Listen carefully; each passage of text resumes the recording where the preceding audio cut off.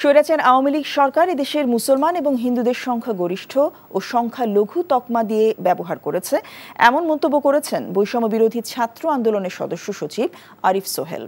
জুলাই আগস্টে গণ অভ্যুত্থান যোগেন মণ্ডলের আদর্শকে ধারণ করে বলেও জানান তিনি। সন্ধ্যায় জাতীয় প্রেসক্লাব মিলনায়তনে যোগেন্দ্রনাথ মণ্ডলের ১২১তম জন্মবার্ষিকীর আলোচনা সভায় এ কথা বলেন তিনি। এ সময় বক্তারা তার কর্মজীবন তুলে ধরে বলেন, আজও যোগেন্দ্রনাথ মণ্ডলের বহুজনবাদী রাজনীতির প্রাসঙ্গিকতা শেষ হয়নি। সমাজের অনগ্রসর ও প্রান্তিক মানুষের ন্যায্য হিস্যা প্রতিষ্ঠা, অধিকার আদায়ের লড়াইয়ে যোগেন মণ্ডল সর্বদাই প্রেরণার উৎস হয়ে থাকবেন। বৈষম্যহীন বাংলাদেশ করার প্রতিশ্রুতিকে এগিয়ে নিয়ে যেতে হলে যোগেন্দ্রনাথ মণ্ডলের রাজনৈতিক আদর্শ এই মুহূর্তে বাংলাদেশের জন্য প্রাসঙ্গিক বলেও মনে করেন তারা। রান্নায় আমার ভালোবাসা Jamuna gas stove. Jamuna gas stove, আধুনিক, নিরাপদ ও দীর্ঘস্থায়ী।